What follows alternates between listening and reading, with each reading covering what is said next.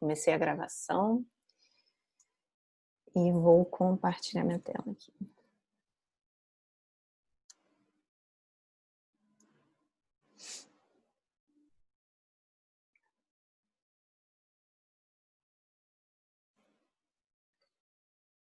Todo mundo vendo, né? Sim, está Sim, tá aparecendo. Belezura. Vamos lá então, gente. Hoje, então, a gente vai discutir um pouco sobre os antibióticos em periodontia, que achei legal, que foi uma demanda também de vocês, e que eu e a Aline, a gente estava conversando, e que é tão bom ter o comentário de vocês em relação a isso, porque a gente pode melhorar a disciplina, né? Então, essas 2 últimas aulas, por exemplo, a gente ficou muito animada para manter mesmo, né, no programa. Tentar encaixar ali em algum lugar para ter esse conteúdo. Cadê? Eu vou focar mais nessa aula sobre os antibióticos sistêmicos, como a gente conversou, mas eu vou passar de leve também para vocês terem um conhecimento um pouco dos antibióticos de uso local, mas lembrando que eles não estão disponíveis para a gente no Brasil, né? Então, o uso deles é bem limitado a quem importa e geralmente é relacionado a estudos e pesquisas, enfim. Mas quem quiser conhecer melhor já vai ser um pontapézinho para pesquisar, enfim, entender melhor. Mas a gente vai focar mais nos antibióticos de uso sistêmico, né? E as perguntas, né, que eu imagino que são comuns, são o porquê de usar um antibiótico sistêmico no tratamento de doenças periodontais, né? Quando usar, qual antibiótico escolher e como que eu vou usar esse antibiótico. Algumas coisas eu vou conseguir responder para vocês e outras vocês vão ver que vai ser vago e controverso, porque a gente não tem hoje um protocolo definido que, assim, se você olhar no livro, o mesmo livro ele faz algumas sugestões baseadas em algumas evidências, mas eles afirmam isso, né, que não existe um protocolo definido para estabelecer qual o melhor antibiótico, qual a melhor dose. Mas a gente vai discutir alguns artigos, vou mostrar alguns artigos mostrando algumas evidências, porque isso já ajuda a gente no nosso caminho, né? Por que a gente usaria um antibiótico sistêmico, né, para o tratamento periodontal? A gente sabe que a periodontite é uma doença inflamatória crônica de origem infecciosa. Isso também vocês já estão cansados de ouvir, né? Então, esses antibióticos, eles teriam uma função, né? Ajudariam a reduzir o desafio bacteriano. Eles têm o custo acessível, então não é uma terapia que seria muito cara de se realizar. Mas por que a gente consegue usar esse antibiótico, né? Porque os pesquisadores já viram que muitos antimicrobianos sistêmicos eles conseguem chegar até o fluido crevicular em concentrações suficientes para atuar ali, né? E a gente sabe também que as bactérias podem invadir os tecidos periodontais e dessa forma a terapia mecânica muitas vezes talvez seja insuficiente para esse tratamento, né? Talvez só a terapia mecânica não vai conseguir resolver. Clara, então tem que deixar mais um pouco, cara. Tem um áudio ligado aí que eu vou, mas eu acho que eu consigo mudar. Não, bota na geladeira. Você fez do jeito que tinha que fazer. Então, vai na geladeira. Ai, gente, desculpa. Eu tenho como desativar, que eu não estava achando quem é. Vamos lá. Então, voltando... Opa, cadê? Voltando aqui, é isso, né? A gente não teria como optar pelo uso de um antimicrobiano sistêmico se a gente não tivesse essa concentração no fluido, né? Não tivesse o antibiótico chegando onde a gente precisa, mas alguns antibióticos nos permitem isso. Só que existem os cuidados que a gente tem que ter quanto a reações alérgicas, né? Que a gente tem pacientes que são alérgicos a alguns tipos, né, de antimicrobianos ou tem hipersensibilidade. Alguns também têm muitos efeitos adversos, né? E isso também pode ser problemático para a gente. um assunto também é a resistência bacteriana emergente, porque ela aumentou muito, a gente sabe disso. O uso dos antibióticos, assim, há pouco tempo, relativo pouco tempo, você conseguia comprar no balcão, mesmo precisando de receita, era vendido. Então, muita gente usava para qualquer coisa e não usava durante o tempo necessário, o tempo correto. Então, isso acontece acontece essa resistência bacteriana que vem aumentando. Então, a gente tem que ter cuidado com esse uso indiscriminado e em momentos desnecessários. Então, tem que avaliar bem o caso clínico, né?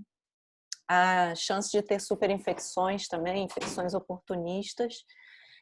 E o uso correto depende da aceitação do paciente, né? Então, às vezes a gente tem, vocês vão ver, né?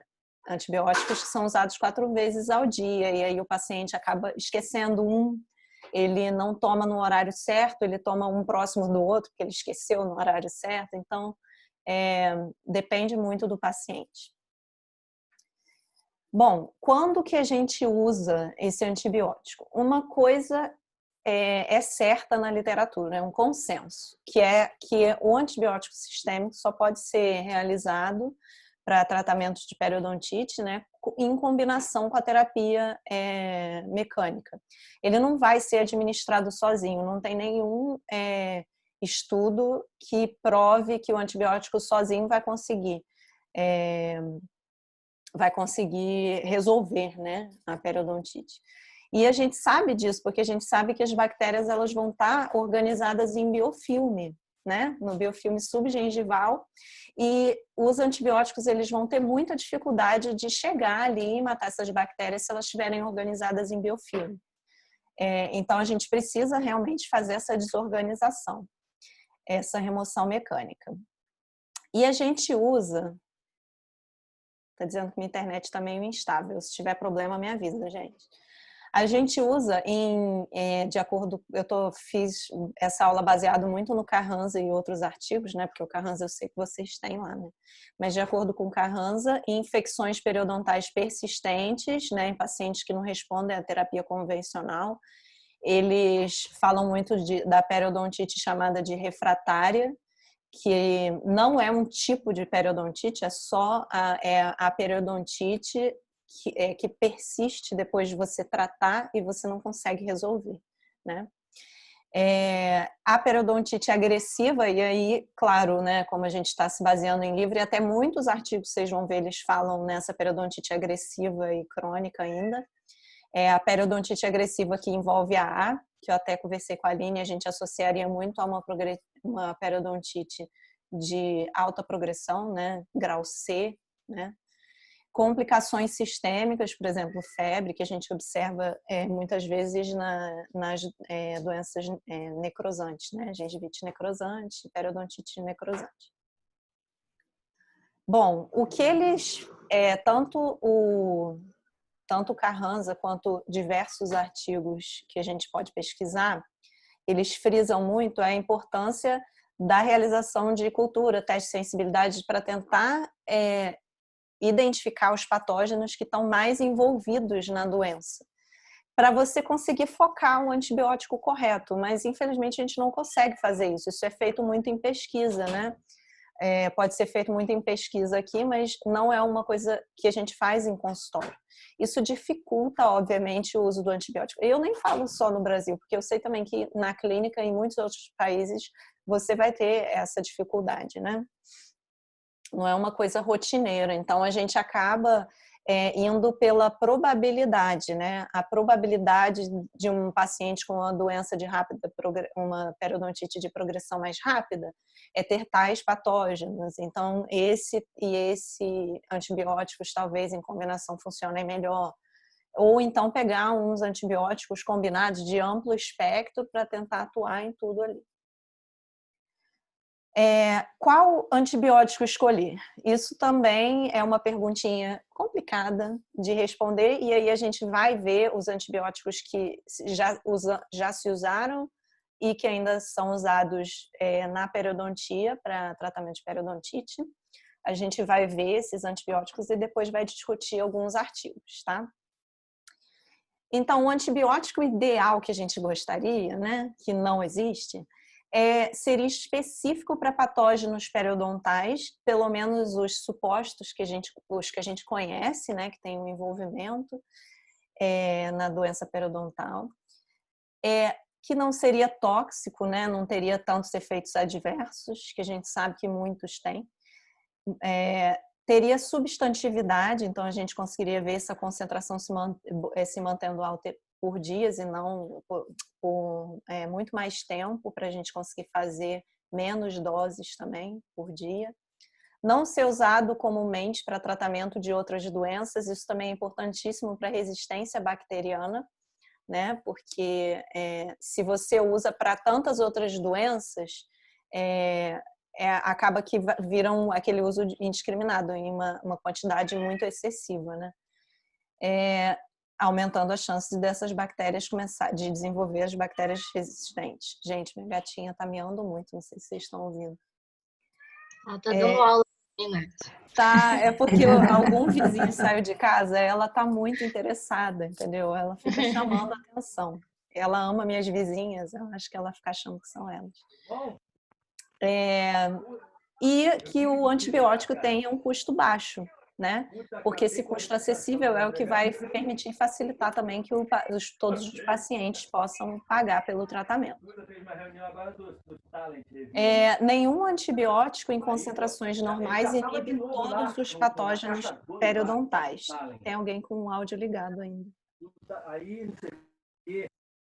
Nenhum antibiótico em concentrações normais vai conseguir inibir todos os patógenos periodontais, né? Então, muitas vezes, foi o que eu falei, a gente vai ter que ter a combinação dos antibióticos para ter uma eficiência maior no tratamento.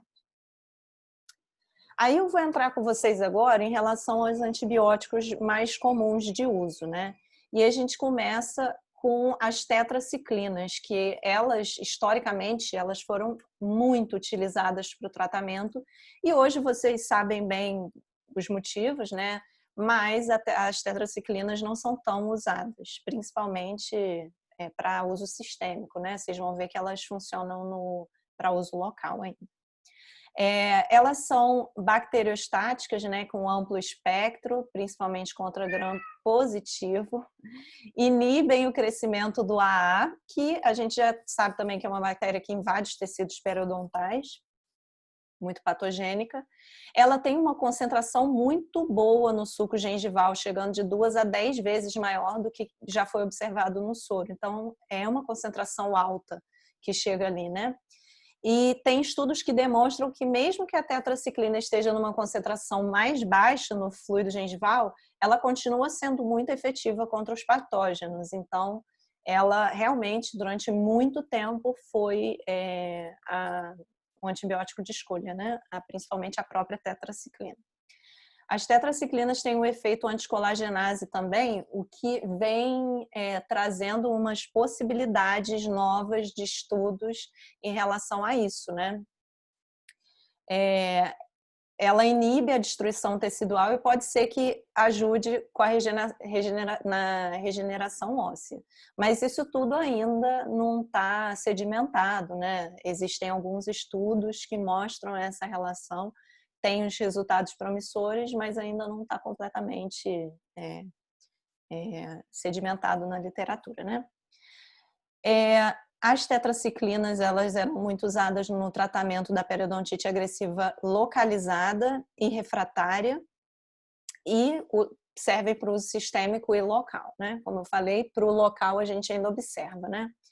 Antigamente, se prescrevia a tetraciclina, chegava até de 2 a 7 anos. Eles pegavam umas doses mais baixas, de 250 miligramas, e usavam por, imagina, 7 anos usando esse antibiótico. Então, a resistência bacteriana foi muito reportada às tetraciclinas. Elas eram usadas e não se conseguia mais a efetividade do tratamento, né?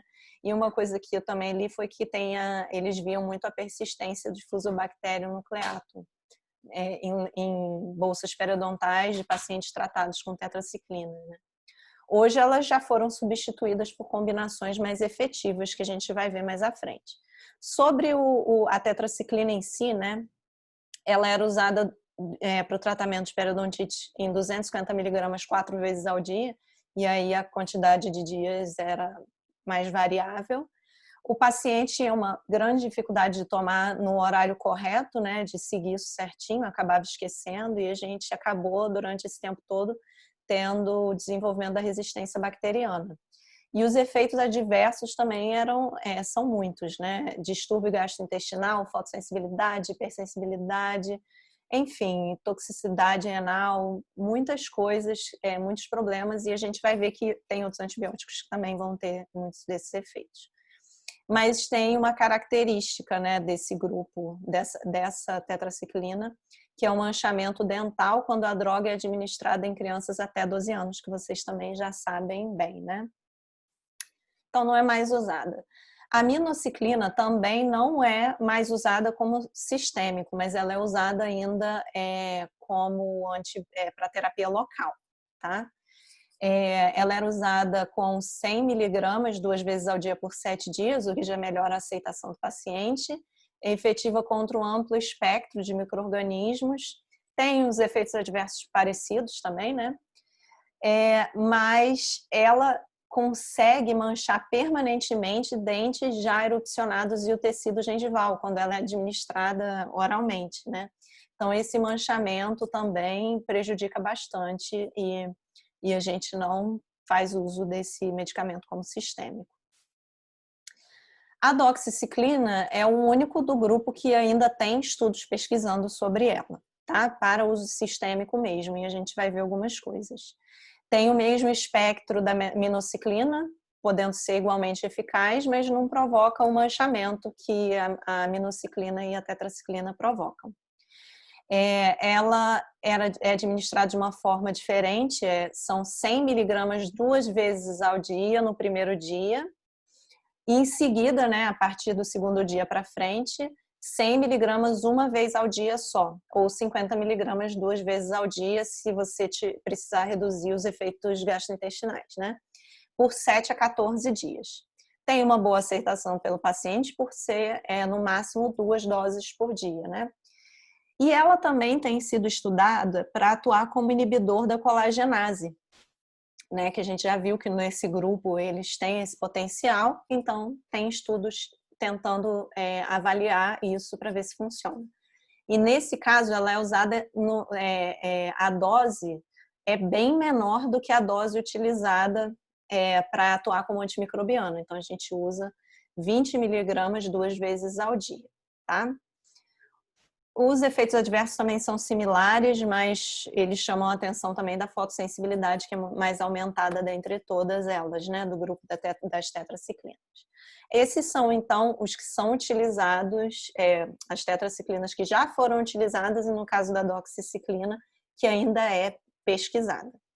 Eu trouxe esse artigo aqui, que foi a Aline que me passou, sobre a subdose de doxiciclina em pacientes com periodontite crônica, que foi isso que eu falei para vocês, para atuar como inibidor da colagenase. Eles fizeram a terapia básica periodontal associada à subdose de doxiciclina versus a terapia mais um placebo. É importante que todos os estudos que realizam essa terapia com antimicrobianos e querem testar, que eles administrem o placebo também, porque isso pode fazer uma diferença. Então, o paciente ele vai tomar no mesmo horário, ele não vai saber que é o placebo, ele vai respeitar direitinho, vai tomar no mesmo horário e vai manter uma rotina parecida com o grupo teste, né? Então, esse ensaio clínico foi feito dessa forma.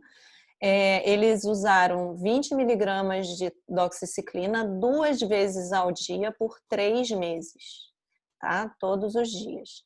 E fizeram a terapia básica periodontal, TBS, em 4 a 6 sessões, tá?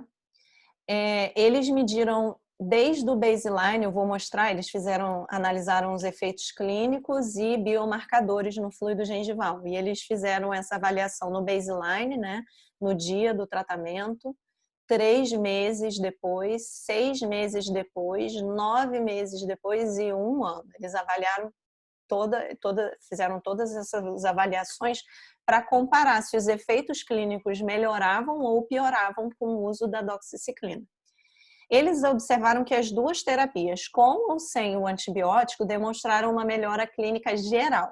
Mas quando você vê detalhado os exames, eles observaram uma maior redução da profundidade da sondagem no grupo com doxiciclina, em 6, 9 meses e 1 ano. Tá? Eles observaram um maior ganho também de inserção clínica no grupo com doxiciclina em 6 e 9 meses. Mas quando chegou 1 ano, esses valores eram estatisticamente semelhantes. Então, em longo prazo, a doxiciclina não teria tanta influência na inserção clínica, mas sim, talvez, na profundidade da sondagem, né? Na redução das bolsas periodontais. Em relação aos biomarcadores no fluido gengival, eles observaram semelhança também em várias metaloproteinases que eles verificaram, mas eles repararam uma maior tendência a uma estabilização da periodontite em 12 meses no grupo com doxiciclina, por causa desse OPG, que é um regulador de reabsorção óssea, né, que estava em menores níveis. Tá? Então, é um estudo que mostra alguma vantagem, mas ainda não tem como afirmar que a doxiciclina deveria ser usada para o tratamento, porque os resultados ainda estão meio parecidos. A gente tem que levar em conta que esses estudos, eles pegam pequenos grupos, às vezes são muitas pessoas, mas assim, de um grupo mais selecionado, com uma periodontite moderada ou com uma periodontite mais severa. E assim, a gente vai tendo vários estudos sobre isso, tem influência da população, então por isso que não tem como manter, né, eles afirmarem que seria um protocolo que deveria ser realizado. Então, eles não afirmam, mesmo que os resultados foram bem semelhantes. Mas existe uma tendência à melhora, e isso tem que ser mais investigado. Bom, aí a gente entra no grupo do metronidazol. O metronidazol e o nitroimidazol, ele é bactericida, né? Tem um efeito grande contra Prevotella intermédia e Porphyromonas gingivalis. Não é a droga de escolha contra o AA, mas se você fizer uma combinação, você consegue que ele seja efetivo. Ele é de uso sistêmico, mas também pode ser de uso local. Tá? Existe essa apresentação. Não pra gente, mas existe, né? O metronidazol já foi reportado seu uso para tratamento da gengivite e periodontite necrosante, periodontite em todos os estágios e graus, né? E periodontite refratária.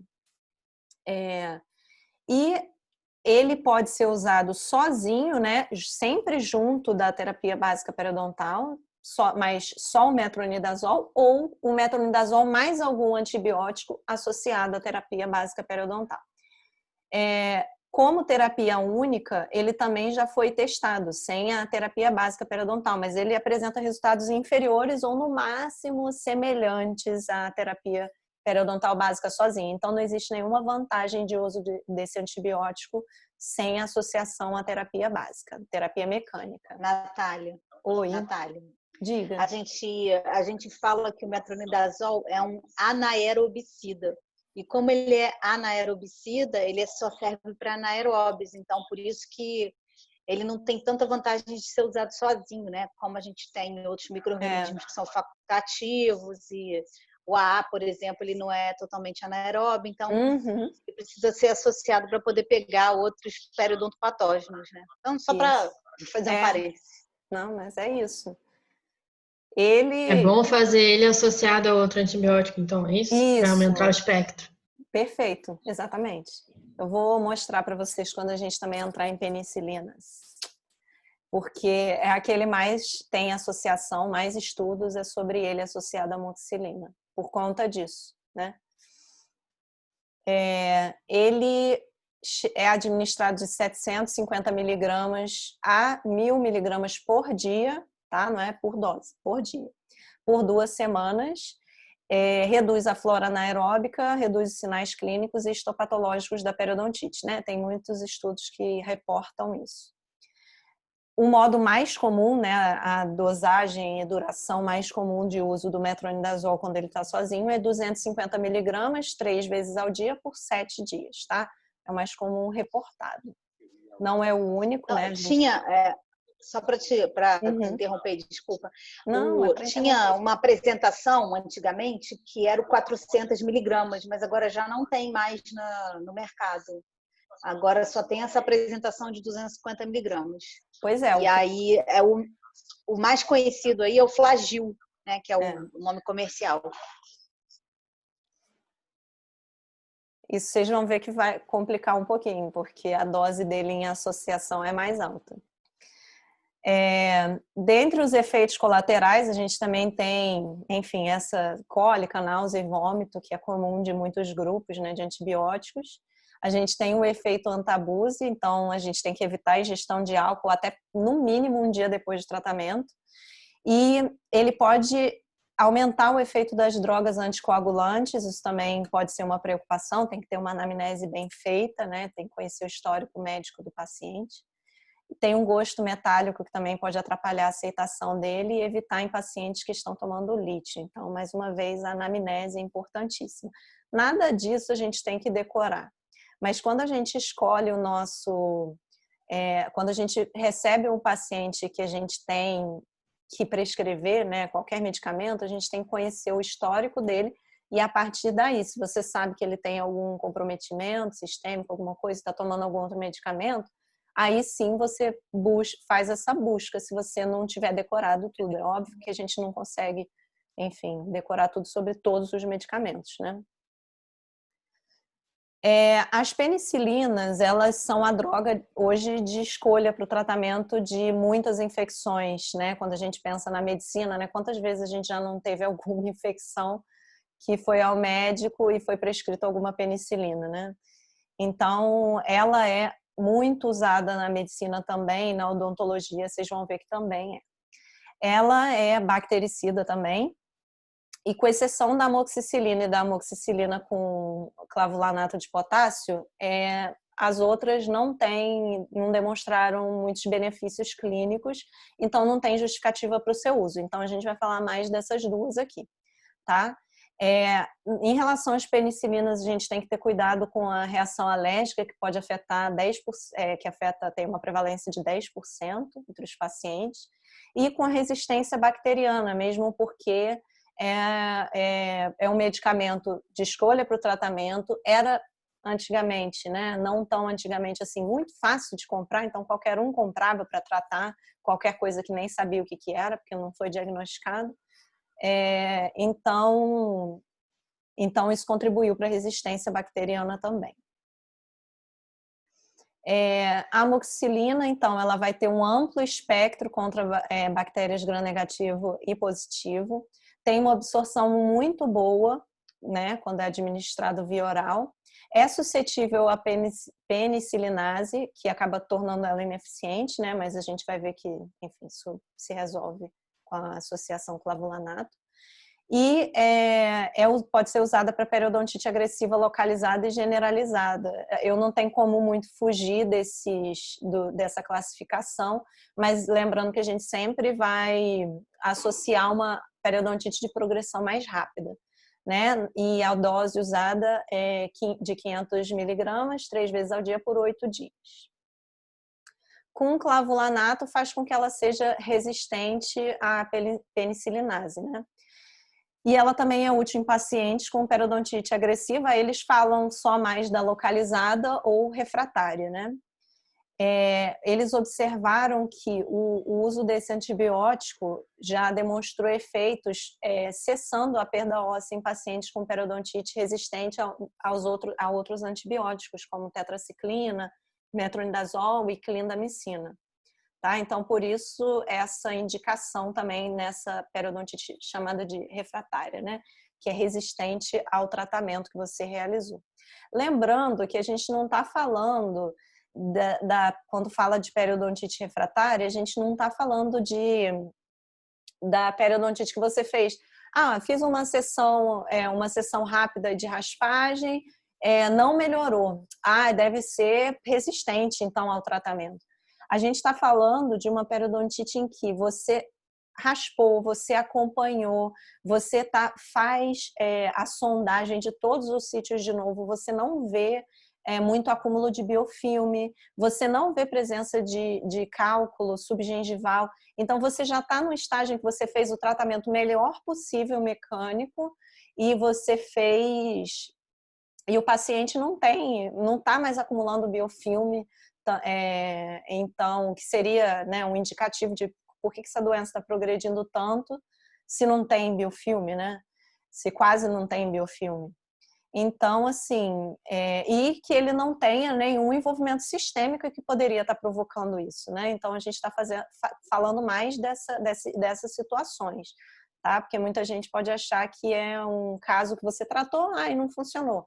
Mas eles são bem específicos no livro, quando falam, nos artigos também, quando falam da refratária, falam que é isso, você fez o tratamento tudo, né, perfeitinho e você chegou num momento em que, olha, não está evoluindo. Mesmo com a higiene oral sendo bem mantida e mesmo a sua raspagem ter sido bem feita. E aí, enfim, também fazendo todos os exames, não tem comprometimento sistêmico. É mais a essa fase, né, da periodontite que eles se referem. Quando a gente entra na clindamicina, né, ela é muito conhecida por ser usada em pacientes com alergia à penicilina, né? Ela também é efetiva contra bactérias anaeróbias, tem uma grande afinidade pelo tecido ósseo e já foi demonstrada eficácia em pacientes com periodontite refratária também, né? Resistentes à terapia com tetraciclina, desculpa. Alguns autores, né, já sugeriram doses, né, e uma das doses sugeridas pelo Walker, que eu peguei também pelo Carranza, foi de 150 miligramas 4 vezes ao dia por 10 dias. E ele viu que ajudou a estabilizar a periodontite refratária. E o Jorgensen também viu uma dose de 300 miligramas 2 vezes ao dia, né, por 8 dias, tá? Só reduzindo a quantidade, né? A quantidade de vezes que você toma o comprimido. Tá? Ele também viu eficiência nessa dosagem. Mas a clindamicina também não é um antimicrobiano que é tão usada, né? Não existem tantos estudos que corroboram o seu uso. E a clindamicina, ela está associada à colite pseudomembranosa, então isso tem que ser usado com muito cuidado. Então, se o seu paciente tem histórico dessa doença, você não pode indicar. E se o seu paciente, enquanto ele está tomando, ele começa a desenvolver muitos sintomas em relação à colite, né, cólicas, muitas dores, você também tem que, muitas vezes, interromper o uso, porque pode levar à doença, né? E Gordon também afirmou que tem 10% de prevalência, né, nos pacientes de colite pseudomembranosa. Então, tem que ser usado com cautela, né? E foi indicada, tem essas indicações de periodontite crônica, agressiva e refratária, né, para todos os tipos.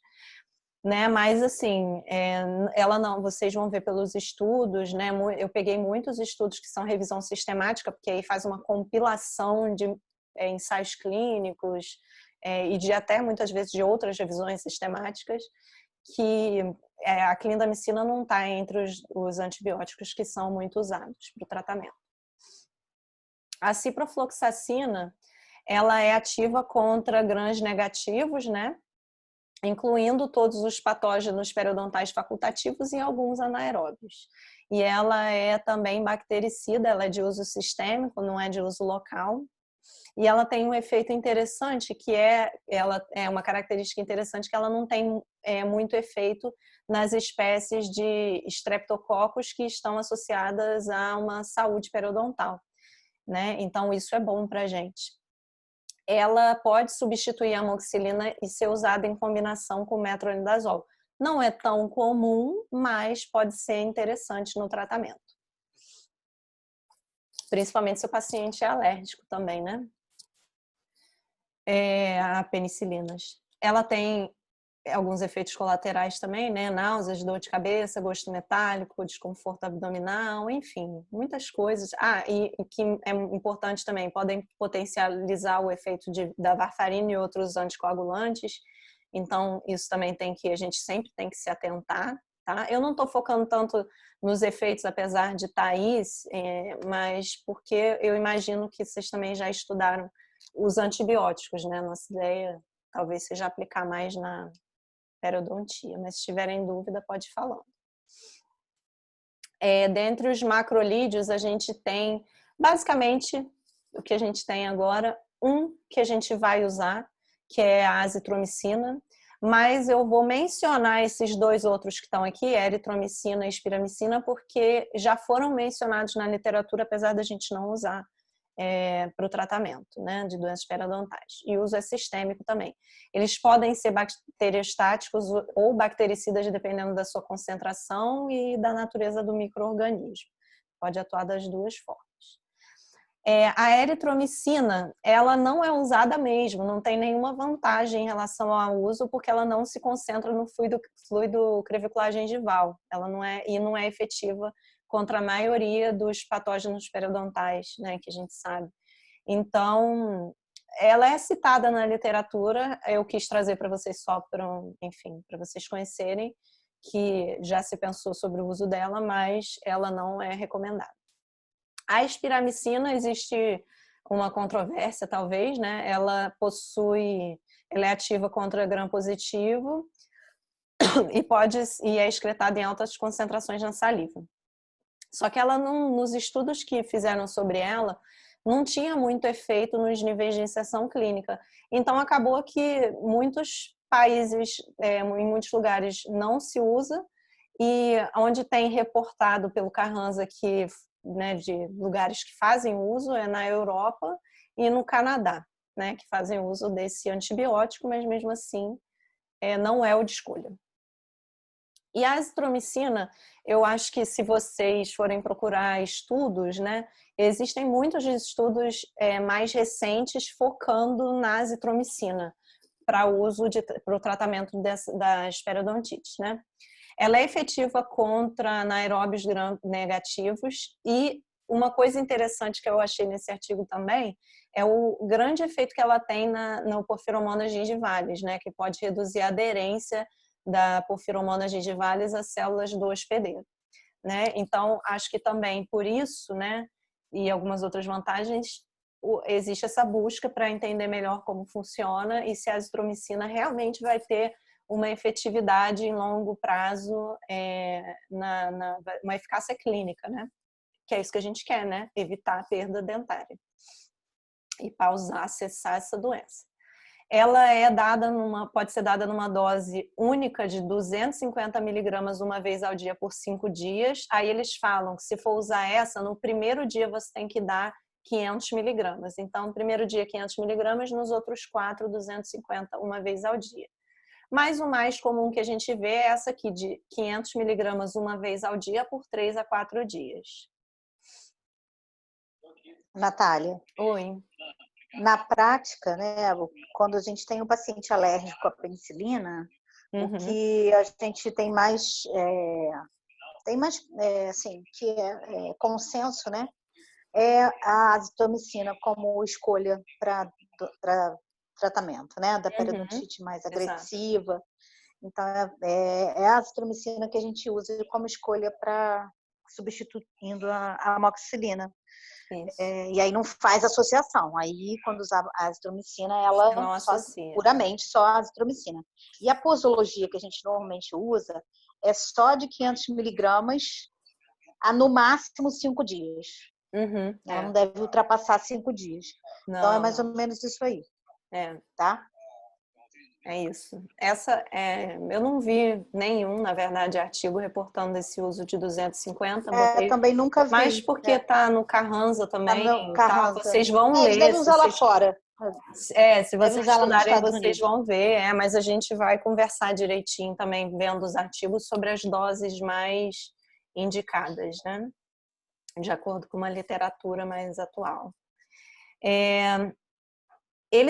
Uma coisa importante da azitromicina que foi observado e que por isso também talvez tenham tantos estudos investigando, querendo ir ali para ver se realmente funciona, foi a concentração de azitromicina nas lesões periodontais, que era muito maior do que na gengiva normal, né? Na gengiva saudável.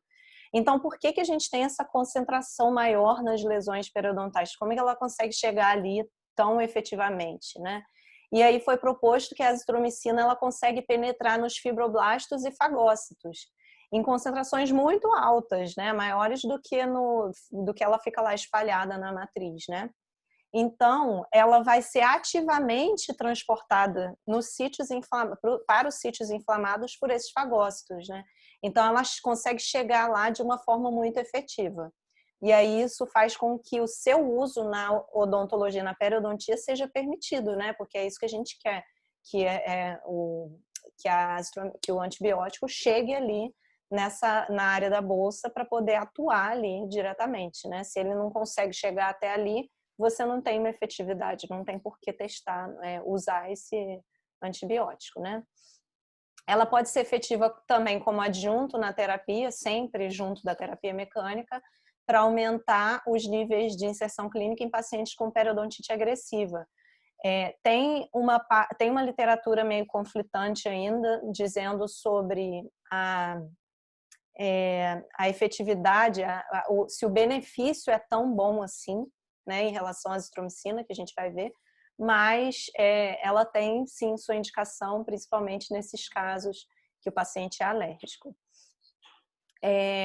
E tem uma questão também que a azitromicina já foi reportado um efeito da azitromicina causando mortes por problemas cardiovasculares, né?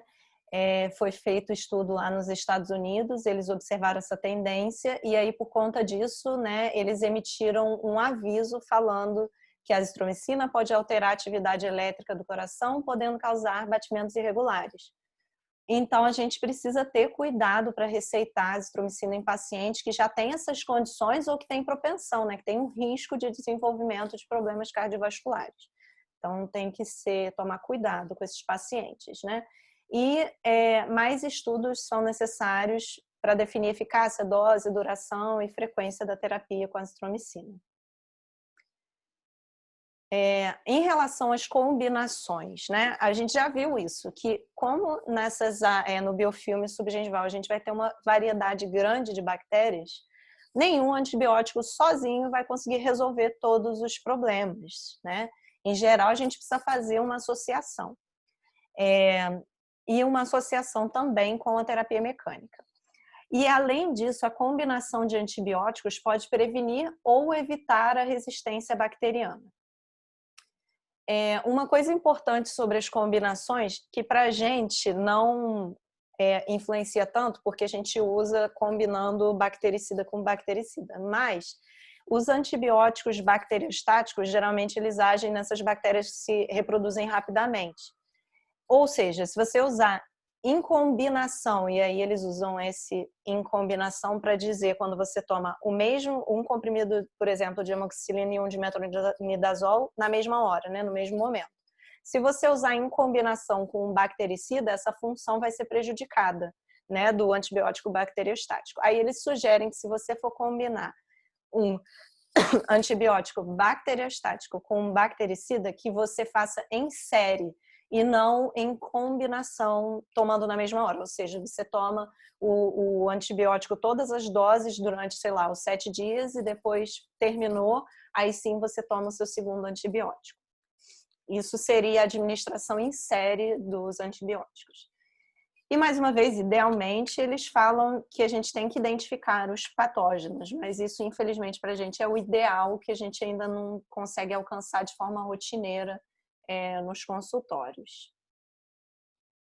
As combinações que são faladas, né, na literatura são a combinação com metronidazol mais amoxicilina ou amoxicilina e clavulanato, né? E aí o Carranza já coloca que era para o tratamento de periodontite associada ao AA, né? Periodontite agressiva de alta progressão. e realmente é a combinação mais usada. E que mostra mais benefícios, como a gente vai ver mais para frente. O metronidazol também já foi associado com a ciprofloxacina para o tratamento também de periodontite recorrente. Também tem relatos do metronidazol com a doxiciclina também para periodontite recorrente, né, refratária. A amoxicilina com doxiciclina também já foi estudada para o tratamento da periodontite associada ao AA e ao PG, tá? O que a gente mais vê realmente em termos de associação é essa aqui, de metronidazol mais amoxicilina.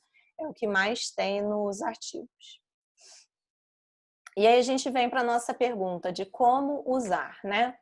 Essa primeira pergunta, né, eu nem dei tempo de chegar nela, porque é muito importante a gente saber disso. O antibiótico sistêmico é usado de forma isolada? Não, ele não pode ser usado de forma isolada, né? Tem muitos artigos relatando isso. Quais são esses efeitos do antibiótico sistêmico associado à raspagem subgengival e alisamento radicular, ou seja, ao tratamento mecânico, não cirúrgico, né? A gente precisa entender isso para saber se vale a pena usar. E qual o efeito do antibiótico sistêmico também em pacientes que não respondem ao tratamento periodontal mecânico, né? A terapia básica periodontal, né? Então, essas questões são muito importantes para a gente entender, para saber como usar, né? Então, tem vários autores, é claro, eu botei 3 aqui até, inclusive, do livro do Carranza, mas assim, tem muito mais do que isso, que dizem que se os antimicrobianos sistêmicos forem indicados na terapia periodontal, eles precisam ser adjuntos à terapia mecânica.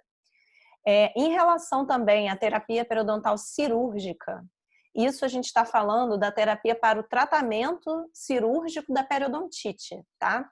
Existem dados insuficientes sobre o uso de antimicrobianos, então não se recomenda, não existe nenhum protocolo, nenhuma recomendação para a associação de antimicrobianos à terapia cirúrgica periodontal da periodontite, tá?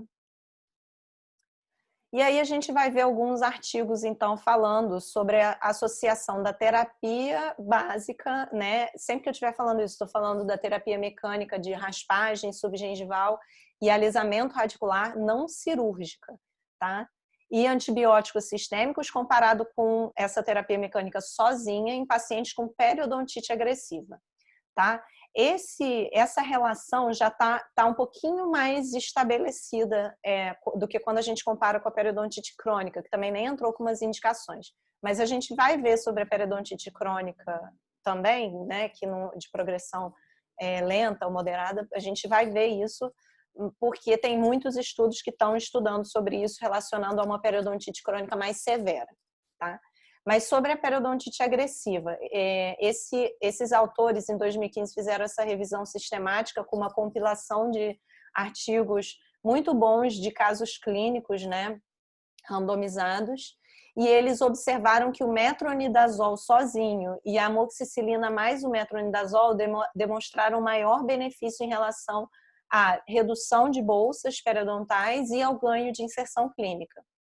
A azitromicina, né, de acordo com esses autores, demonstrou benefício apenas na inserção clínica, né? Então, talvez ela não teria, se você tem a opção de usar essa combinação de amoxicilina com metronidazol, talvez valeria mais a pena, né, de acordo com esses autores.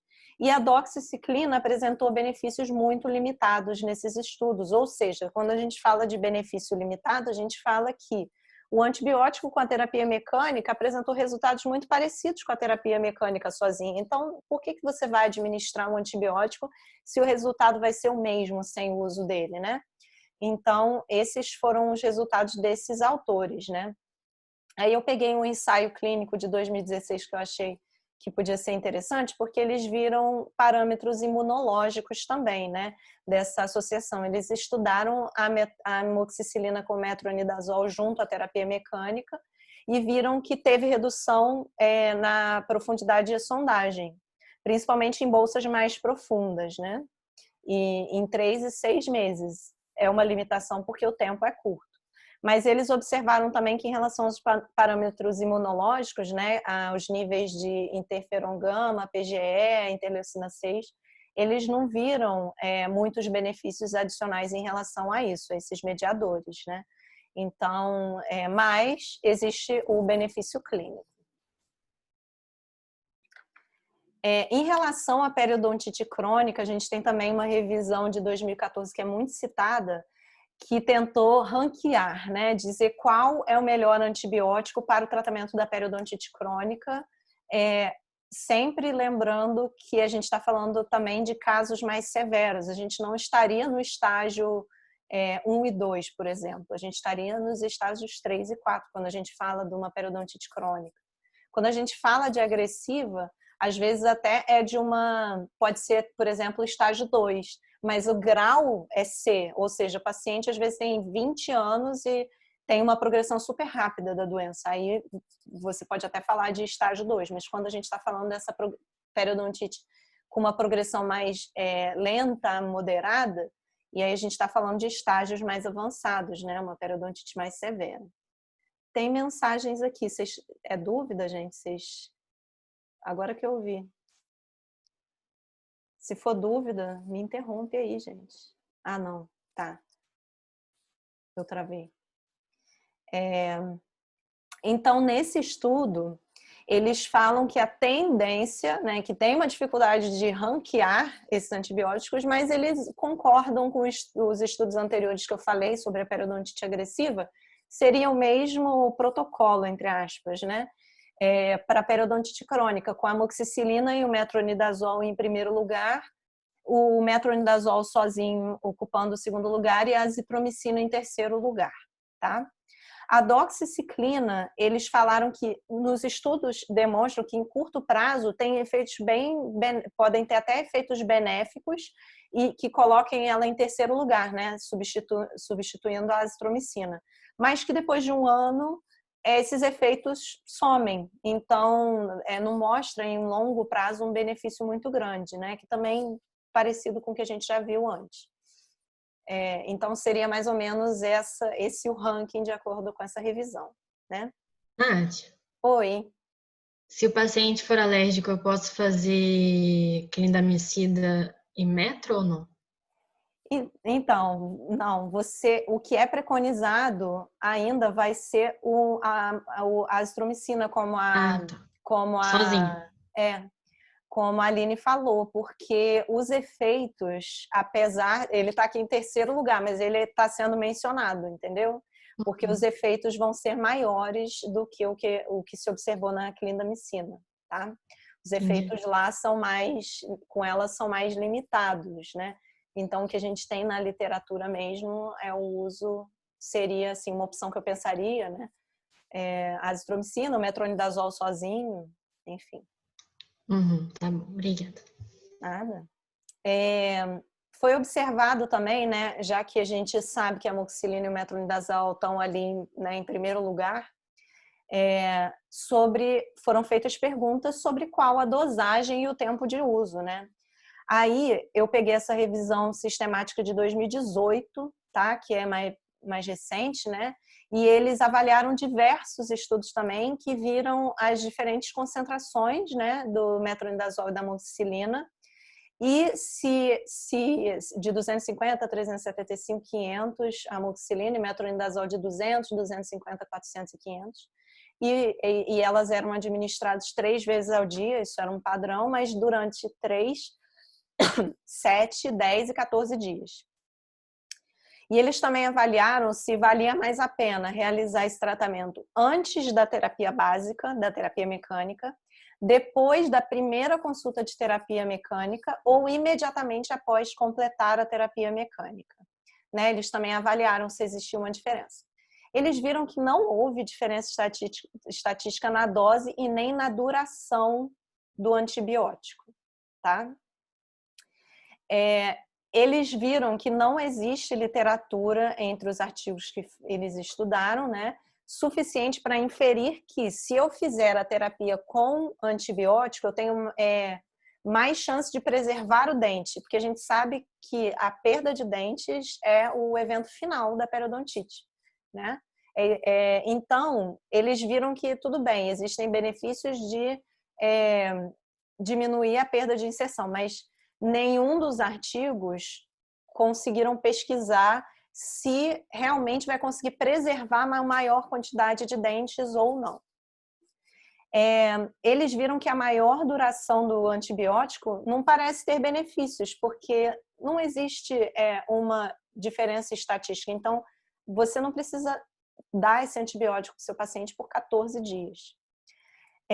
O que tem sido sugerido, apesar deles não terem visto nessa revisão uma diferença significativa na dose do medicamento, eles reforçam que por conta da resistência bacteriana, é importante que esse medicamento seja usado, né, numa dose, na maior dose possível, assim, numa maior dose, e pela menor duração. Mas o que a gente tem, de acordo com muitos outros artigos, não tem tanta comprovação de 3 dias, né? Então, a gente acabou ficando com doses maiores, né? A sugestão no final seriam de doses de amoxicilina 500 miligramas, metronidazol de 400 ou 500 miligramas por 7 dias, tá? E também a Aline... Natália. Oi. Natália, voltando no slide anterior, isso. Qual? Esse. O que fica mais fácil para o paciente comprar, em termos de farmácia, e que fica mais fácil também dele não esquecer de tomar, quando a gente resolver que aquele caso está indicado a associação da amoxicilina com metronidazol, é interessante a gente usar a amoxicilina 500 miligramas, tá? Associado ao metronidazol de 250. Uhum. Por quê? Porque ele vai tomar de 8 em 8 horas, 3 vezes ao dia. Ele pode tomar os 2 juntos, e aí não corre nenhum risco de esquecer.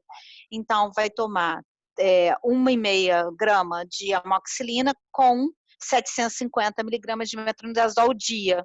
Uhum. Né? Então, dividido por de 8 em 8 horas. E Isso. o que e como você mostrou bem aí, que não tem efeito benéfico fazer por 14 dias, e realmente é uma bomba, né?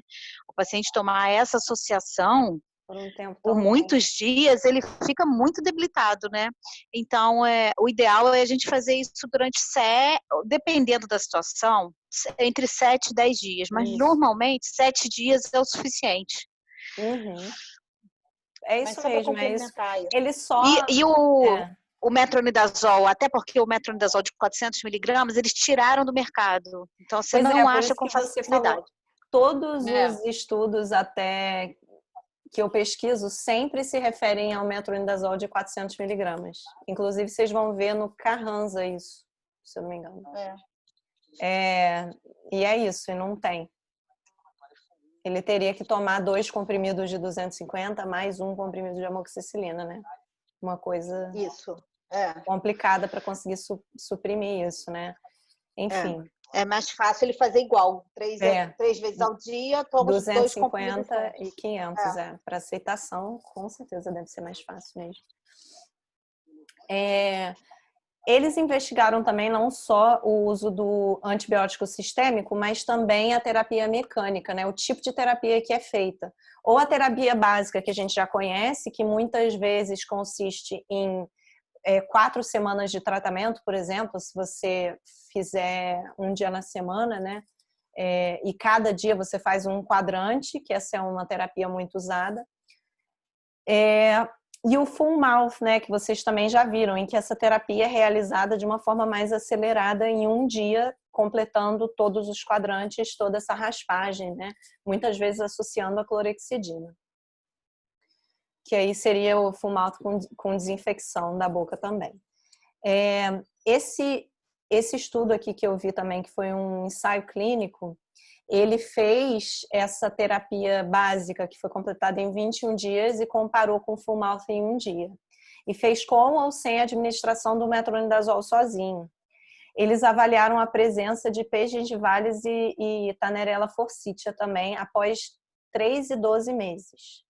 E eles atenderam pacientes com periodontite crônica severa. Como eu falei, tem muitos estudos investigando o uso nesse tipo de periodontite que não é de alta progressão, mas que tem uma grande severidade. Eles observaram que teve a redução, né, do Porphyromonas gingivalis e do Tannerella forsythia em todos os grupos, mas eles observaram um efeito mais significativo quando foi associado ao full mouth. Então, o full mouth com metronidazol. Então, esses dois juntos teria um potencial melhor de reduzir essa contagem bacteriana, chegando até em níveis indetectáveis em até 12 meses. Né? E aí, comparando com o grupo, né? Sem o metronidazol, só da terapia em 21 dias.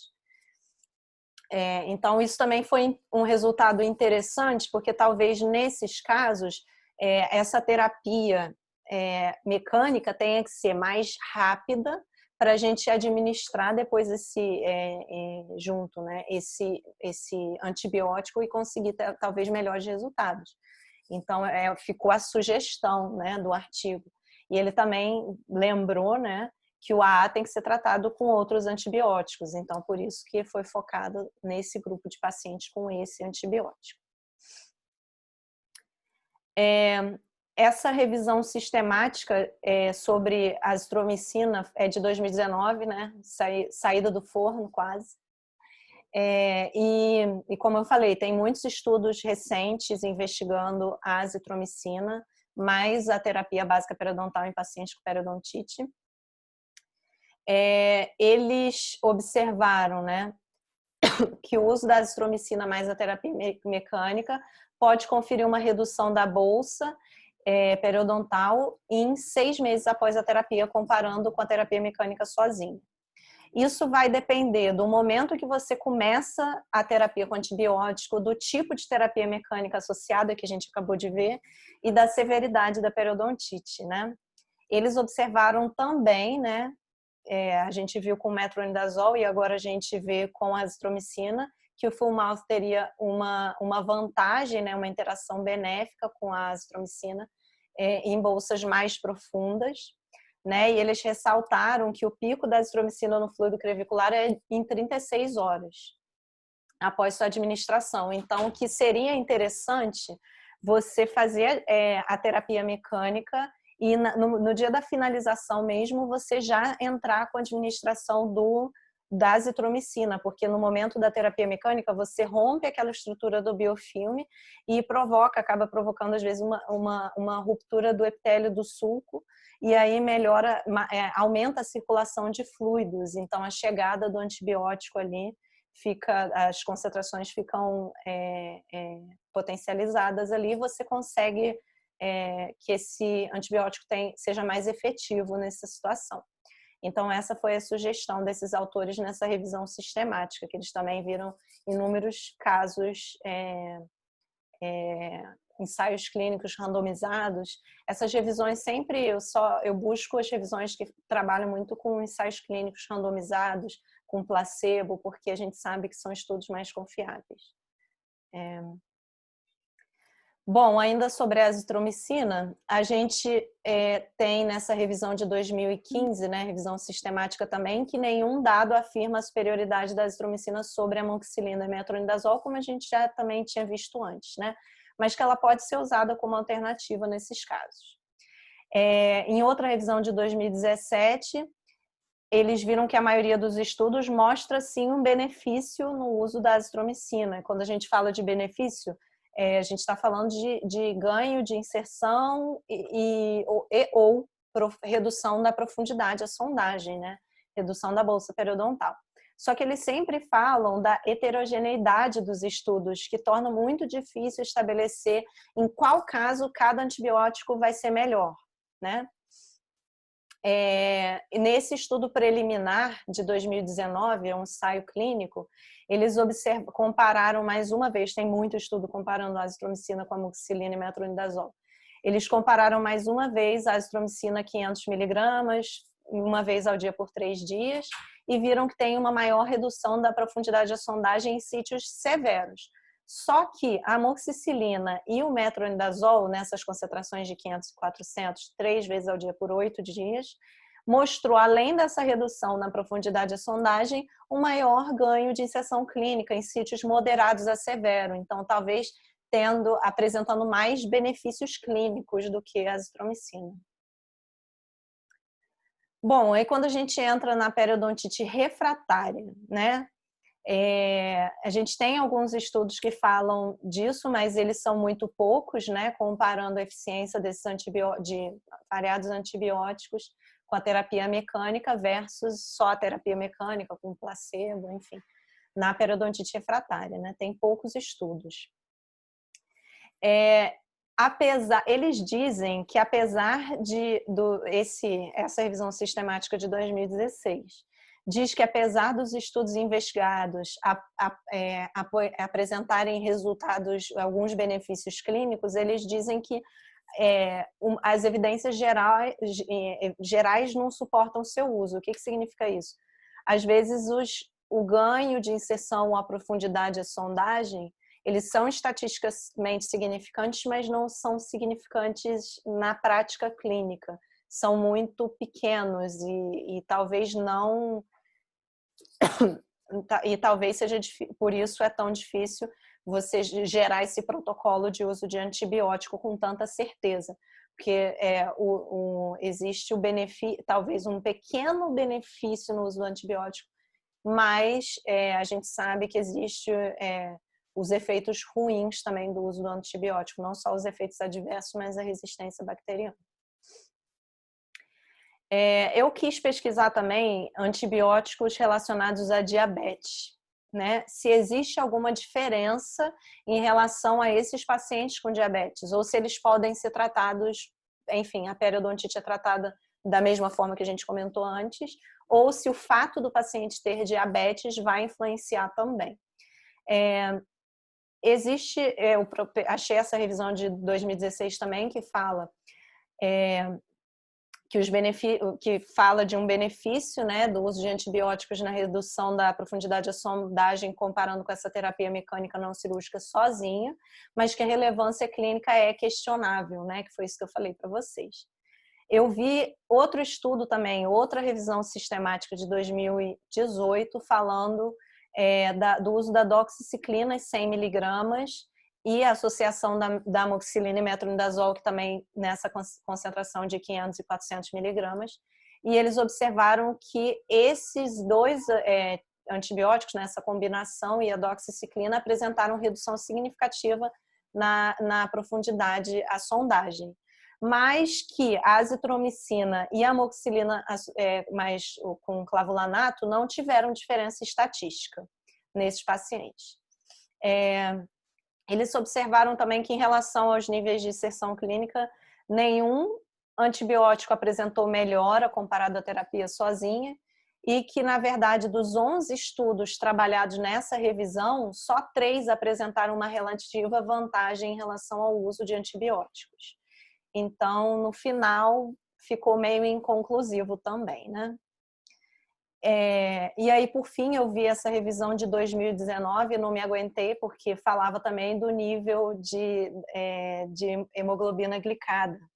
Mas eles também não fizeram esse estudo com ou sem a doxiciclina em pacientes com diabetes e periodontite. Eles avaliaram 6 ensaios clínicos randomizados, mas eles também não viram diferenças nos dois grupos, e nem em relação aos níveis de hemoglobina glicada, nem a melhora dos parâmetros periodontais. Então, infelizmente, ficou inconclusivo também, né? Não tem nenhuma indicação bem sedimentada, né? Não tem tanta evidência. Oi.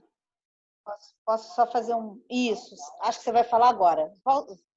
Não vou falar não, porque eu acabei de ver seu slide que você vai falar. De fumo? Não, do estágio 3 ou 4. Deixa eu ver o que você vai falar. Eu ia falar isso. O quê? Então Pode tá, falar. não vou falar não. Não, Pode era falar. que o que eu recentemente vi sobre discussão em relação à antibiótico terapia para paciente diabético, e aí não classificando o paciente diabético como um só, mas classificando em relação à nova classificação da doença periodontal, né? Então, que estaria indicado que a gente use antibióticos no tratamento periodontal para o estágio 3 ou 4 de doença periodontal. Eu até vou falar. Vai ajudar. Então, isso vai ajudar no controle da hemoglobina glicada. Isso, que... no final então, tá. eu vou até... Então, beleza, era isso. Não, vou até mostrar, Tá. tipo, um consenso que eu achei de 2018, falando mais ou menos isso. Que, não sei se eu não fui clara, mas assim, o que eles falam é que não é o fato da diabetes, você vai olhar pelo diagnóstico periodontal, né? Não é porque o paciente tem diabetes que qualquer estágio ele vai ter que ser tratado com antibiótico, né? Foi isso que foi observado. E também queria frisar também que esse estudo aqui que falou sobre os níveis de hemoglobina glicada, eles foram com a doxiciclina, que pelo que eu vi, é um antibiótico que estava sendo muito estudado em pacientes diabéticos, né? A gente eu também não achei muita coisa, mas eu não foquei minha pesquisa em pacientes com diabetes. Mas deve ter mais coisas sobre outros antibióticos, como a Aline falou. Nos pacientes fumantes, eles também fizeram pesquisas, né? Não, nessa revisão sistemática de 2017, eles acharam só 4 estudos que estavam dentro dos critérios, né, dessa revisão. Eles avaliaram fumantes com periodontite crônica no estágio 3 ou 4, e aí é legal porque eles até usaram, né, a classificação nova, entre 30 e 70 anos. E eles falaram também que, apesar da melhora clínica que eles viram em relação à redução de bolsa e ganho de inserção clínica, essa melhora tinha pouquíssima relevância, então nenhuma recomendação foi feita. Tá? Esse aqui é um consenso que eu pesquisei também, que eu achei interessante, porque pega, além dos ensaios clínicos, diversas revisões sistemáticas para tentar juntar num consenso e definir mais ou menos como deve ser nossa conduta, né? Porque se você coloca lá no PubMed para fazer a sua pesquisa, aparece tanto artigo e muitos com resultados tão controversos que, se eu quisesse, eu montaria uma aula assim, falando melhor de um antibiótico, como se fosse a melhor coisa do mundo, e não é para usar esse, porque é o resultado de um. Mas eu vou encontrar outro dizendo que não teve relevância clínica. Então, eu quis buscar revisões sistemáticas justamente por não ser um ensaio clínico randomizado realizando o estudo, ser uma compilação de ensaios clínicos relevantes e para ver onde que a gente vai chegar, né? E assim, mas é bem difícil você ter esse consenso, mas eles fizeram isso em 2018, liberaram esse consenso, e o objetivo era avaliar se tem um benefício clínico no uso de antibióticos sistêmicos junto à terapia básica e um consenso sobre como administrar esses antibióticos, né?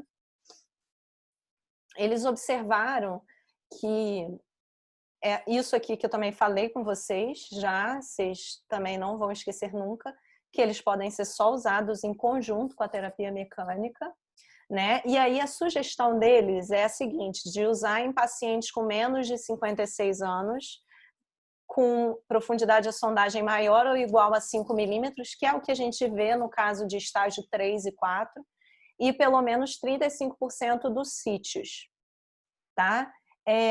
Lembra que a classificação nova fala de 30% dos dentes, né? Não só dos sítios, né? Então a gente tem que fazer esse cálculo direitinho.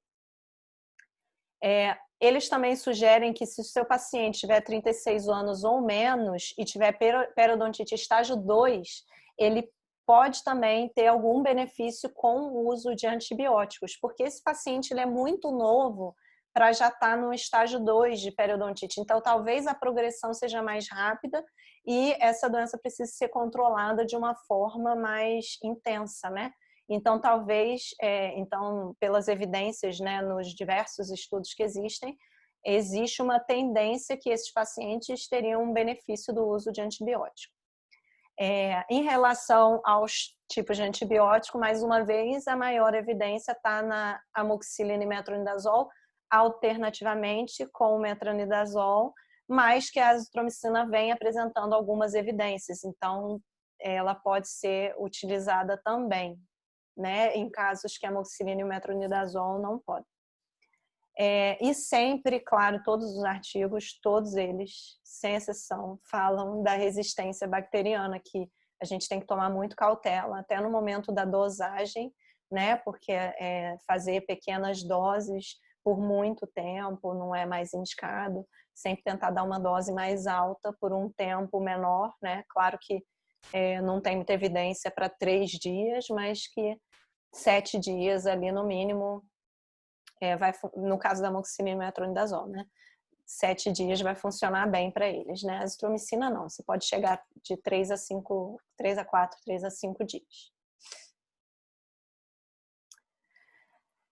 Então, o que a gente viu que não existe evidência direta para recomendar um protocolo de uso, né? A gente vai trabalhar na forma, assim, no que a gente vê dos artigos mais recentes, né? A gente vai tentar trabalhar dessa forma, aliando, né, a nossa prática clínica. Ai, minha garganta tá coçando já, gente, socorro. A gente vai tentar aliar essa prática clínica com as evidências que a gente tem, né? E apesar de não ter um consenso, existe uma tendência a ter um benefício em alguns casos, né? Principalmente casos de alta progressão e mais severos. Eu acho que eu pulei. Ah, não, tá certo. Aqui, eu pulei isso aqui também. Ele também achou que não tem uma recomendação específica para pacientes com diabetes ou fumantes, que foi isso que a gente falou, que a Aline falou também. Não é porque o seu paciente tem diabetes ou fuma que ele tem uma recomendação específica. Não, você vai seguir nesses pacientes que têm uma periodontite que era chamada de crônica, ou seja, pode não ter uma progressão tão alta, mas que é mais severa, né? E nesses casos aqui de periodontite estágio 2, se o paciente for muito jovem, porque é essa tendência de ter uma progressão mais rápida. Aí voltando, não tem um protocolo, né? Mas existem umas evidências indiretas que sugerem que o antibiótico tem que ser tomado no dia da finalização da terapia mecânica. Que foi também uma coisa que a gente viu, né? Uma recomendação de tomar quando termina a terapia mecânica, você inicia já na mesma consulta a terapia antibiótica e você não deveria levar mais de uma semana para essa terapia mecânica também, né? Os estudos, como a gente viu também, eles demonstram que se você realizar esse tratamento mecânico mais rápido, né, você tem maiores benefícios clínicos. Isso aqui também é uma tabela do Carranza, né? Que eu acho que pode ser interessante para ajudar a gente, né? Dizendo sobre os tipos, né, de doenças e os antimicrobianos, não o tipo de antimicrobiano, mas se ele é recomendado ou não. O tipo a gente já viu um pouquinho. As doenças gengivais não tem nenhuma recomendação sobre o uso do antimicrobiano adjunto à terapia mecânica. A gengivite necrosante é recomendado se tiver complicações, que foi também que eu falei no início com vocês, né? Complicações sistêmicas. No caso da periodontite crônica, o Carranza colocou como benefício limitado não recomendado, né? Mas hoje a gente sabe que, até a partir desse consenso de 2018 e de diversos artigos na literatura, que a severidade dessa periodontite pode acabar tendo os pacientes com maior severidade podem ter algum benefício, sim, com o uso do antimicrobiano, tá? Em relação à periodontite agressiva, também é o que mais tem sedimentado, né? Que é recomendado e, para melhor benefício, realizar após a terapia básica periodontal, que deve durar no máximo uma semana, que foi o que a gente viu também, né? O tipo, a dose, a frequência e duração não foram identificados, infelizmente, né?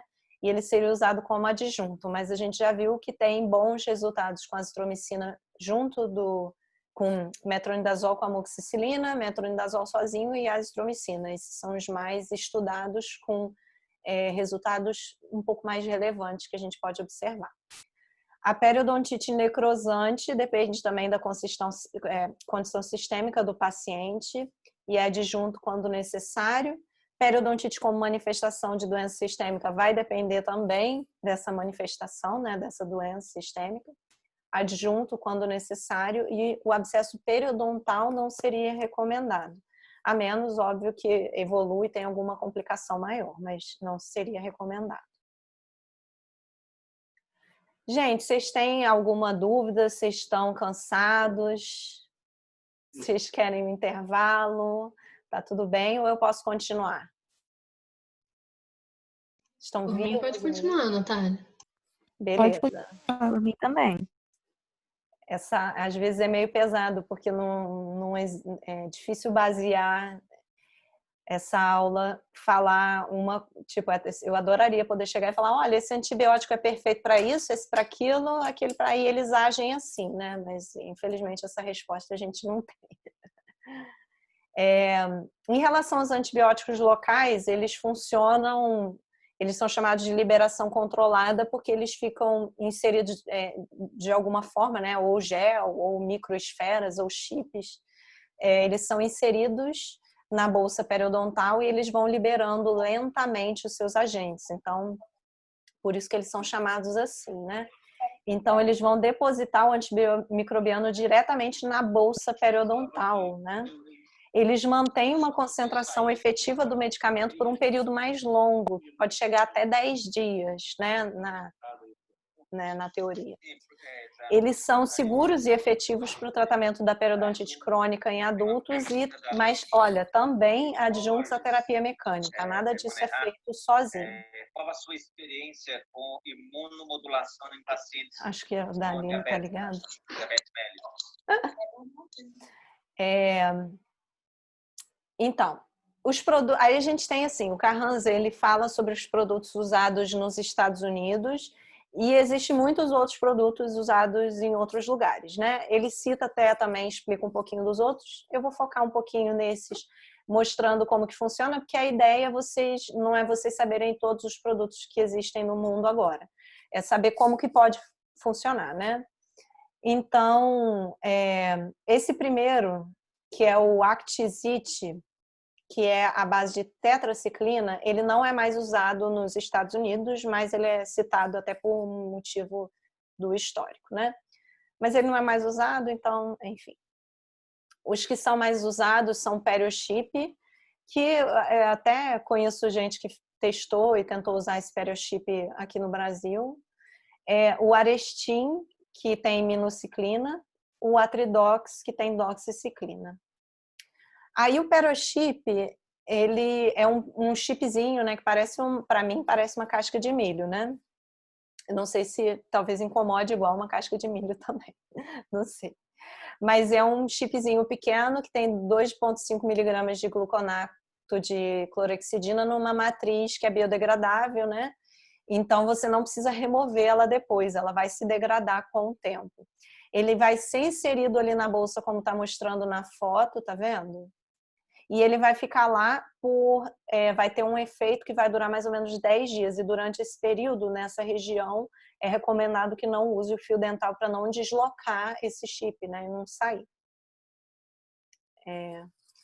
O Arestin contém nessas cápsulazinhas que são adaptadas como se fosse uma seringazinha aplicadora, ele tem microesferas, né? E ele é à base de minociclina, tem 1 miligrama de minociclina por ponta, né, por pontinha, por cápsula dessas aqui, e é aplicado também diretamente na bolsa periodontal e o paciente também precisa evitar o uso do fio dental, pelo menos por 10 dias, que seria o tempo de ação desse antimicrobiano local. O Atridox já é em forma de gel. Ele vem em 2 seringas que você atarracha uma na outra e você faz a mistura na hora do uso. Eu não sei se vocês já viram isso com clareamento, mas existem um clareamento que é assim que você faz. Você junta uma seringuinha na outra e aí você vai apertando a seringa por uma quantidade de vezes que o fabricante vai falar. 1, 2, 3, 4, e fica fazendo esse vai e vem para misturar o conteúdo. E aí depois você vai ter, né, numa das seringas, essa quantidade de 500 miligramas de produto, sendo que desse 10% é doxiciclina. Tá? E ela também vai ter uma liberação lenta em até 7 dias e fica ali na bolsa periodontal. Também existe, eu não anotei, mas também existe a recomendação do fio dental nesses casos. de não inserir o fio dental para que você não remova o produto, tá? Em forma de gel bioabsorvível. Esses são produtos que não são usados nos Estados Unidos, eu vou só mencionar aqui, porque é interessante porque tem outros que são em formas de fibras, né? Mas primeiro é esse Periocol CG, que é com clorexidina, né? E em forma de chip também, então é uma marca diferente, baseada no Periochip. Esse aqui, Schlossite, não sei nem se eu falei certo, que é em forma de gel. Esse Periocol TC, que é a base de tetraciclina, e o Periodontal Plus AB, que também é tetraciclina, e eles são em forma de fibra, que é como se fosse um fio retrator, que vai ser inserido ali no local da bolsa. E tem esse Ligosan Slow Release, que é de doxiciclina também em forma de gel. Esses foram os mencionados, eu acredito que podem ter outros que são utilizados também, né? É importante a gente conhecer esse produto, ver os estudos se alguém, né, fosse comprar, importar esses produtos para experimentar. Mas no Brasil a gente não tem, então teria que ser importação mesmo. Os complicadores, né, relatados são que o fluido gengival ele se renova muito rápido, né? Ele é muito dinâmico. Então, que isso poderia acabar lavando o antimicrobiano colocado na bolsa periodontal. Então, esse é um dos complicadores relatados nos artigos. E também que a concentração do medicamento talvez precise estar mais elevada por conta da organização desses micro-organismos nesse biofilme inicial, né? Então, é difícil, você tem que fazer essa terapia mecânica muito bem feita para não deixar o biofilme, e mesmo assim você pode acabar tendo um acúmulo, enfim. Então, eles relatam também que talvez tem que elevar mais a concentração desses antimicrobianos. E alguns cuidados, né, que eles relatam que a gente tem que ter em relação à hipersensibilidade, né? Em relação ao potencial crescimento de micro-organismos não suscetíveis ao antibiótico, por exemplo, tem alguma infecção oportunista com fungos. Não usar em grávidas, que também é sempre uma questão, porque as pessoas não vão testar em mulheres grávidas, né? Então, é sempre uma preocupação isso, então é melhor não usar e esperar, né, o nascimento do bebê para conseguir, e talvez a época de amamentação, às vezes, para conseguir fazer o uso. O potencial de manchamento dentário causado pelas tetraciclinas também tem que tomar cuidado. E também, uma coisa que eu até, quando eu já assisti uma aula com o professor Fischer, que ele falou, foi que teve muito relato, quando se tentou usar no Brasil o uso do Periochip, por exemplo, com abscessos periodontais causados pelo chip, né? Pela presença do chip. Né? Então, eles alertam também, né, no livro, enfim, artigos, que a gente tem que ter cuidado e selecionar esses sítios, né? Por exemplo, se o sítio tiver um defeito periodontal muito severo ou com pouca inserção remanescente, para a gente ter cautela na utilização desses dispositivos, né? De liberação lenta. E também o paciente vai ter que ter uma higiene oral mais trabalhosa, porque ele vai ter que ter muito cuidado na hora da escovação, mas ele vai precisar também ter cuidado para não retirar o produto desses sítios e a gente não está lá para ver. Então, esse tratamento vai depender da dificuldade ou da facilidade que o paciente vai ter em realizar essas instruções, né? E é isso, gente. Natália, eu acho que eles tinham que citar, porque eu tive a oportunidade de usar o Periochip, então tinha que citar o desconforto do paciente. O paciente eu até reclamava falei muito. Fischer falou também. Eu lembro que quando eu comprei o Periochip era uma cartelinha que vinha alguns, sabe? Ele vem separadinho, né? Eu acho que eu cheguei até a jogar fora porque venceu a validade, porque eu desanimei de usar. Pois quando você olha a foto, quando você olha a foto, aquilo parece, e ele não é molinho, né? Não é molinho. Ele é mais rígido, não tão, talvez não tão rígido, mas é mais. Então, por isso que eu brinquei que parece uma casca de milho e que eu realmente acho que deve incomodar igual uma casca de milho, entendeu? Exatamente. E assim, o Fischer frisou muito também nisso em relação à formação de abscesso também. Também. Se oblitera ali a bolsa e pode dar um abscesso. Se tiver algum micro-organismo persistente ali. Sim. E aí você vai... garante, né, que você conseguiu raspar tudo até o finalzinho. Exatamente. Excelente aula, Natália. Excelente. Muito bom. Excelente. Eu pesquisei tanto artigo que eu falei que eu acho que a gente tem que até escrever um artigo, uma revisão de literatura sobre isso, porque eu tenho tanto conteúdo de artigo recente. Eu tinha algumas coisas, alguns artigos, isso aí. Mas eu quis buscar coisa atual, né? Porque tá ótimo. Tá muito boa a aula. E aí, pessoal, gente, vocês têm alguma dúvida? Eu consegui deixar mais dúvida na cabeça de vocês, porque isso também faz parte. Muito boa aula, Natália. Eu acho que a gente pode até rever novamente depois para fixar um pouco melhor. Mas muito boa, parabéns. Que bom que vocês Obrigada. gostaram. Quero ver fazendo a tarefa agora. Lembrando, gente, que em relação à tarefa também, vocês vão... Eu disse para vocês claramente que não existe um protocolo totalmente definido. Eu falei algumas sugestões dos artigos, e aí eu acho que é importante para vocês não precisam todos, por exemplo, se vocês quiserem falar, não, na minha situação hipotética, meu paciente é alérgico, na minha situação hipotética, meu paciente é isso. Vocês podem criar situações para fazer para fazer uma indicação do antibiótico e fazer uma boa justificativa, entendeu? Tenta justificar na base dos micro-organismos mais comuns que você vê nessas doenças, em qual vocês indicariam dando algumas situações. Vocês podem incrementar dessa forma para também depois talvez trocar entre vocês as informações, né? Para não ficar todo mundo escolher um só porque a professora falou que no ranking estava ali. Vocês podem variar também, falar, enfim, trabalhar com outros, tá? Não vai estar todo mundo errado, não. É só ter essa justificativa que convença eu e a Aline. Vocês convencer Natália e a Aline disso. Vai estar ótimo. Tá bom, professora. Ótimo. Pessoal, só lembrando aqui que no seminário a avaliação é individual, tá? Não é pelo grupo, é individual. Então, todo mundo tem que participar e aí, de preferência, quando a pessoa for falar, se possível, né? Dentro do possível, porque às vezes não é possível, mas dentro do possível, abrir a câmera para a gente poder ver, né? Você apresentando o seminário. Se for possível, tá? Se tiver alguma dificuldade também, a gente não vai tirar ponto por isso, não, tá bom?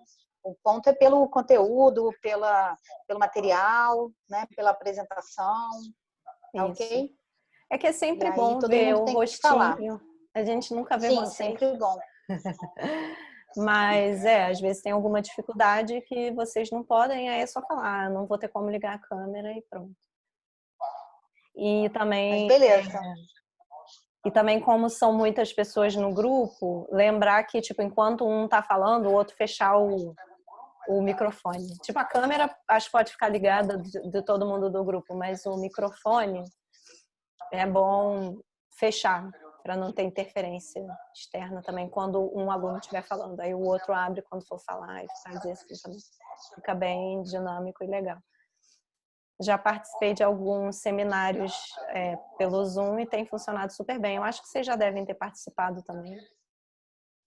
Eu tô achando bem legal. Hoje de manhã já teve. Foi todo mundo bem. Eu vou então parar a gravação aqui, né? Acho que dá para você interromper já, né?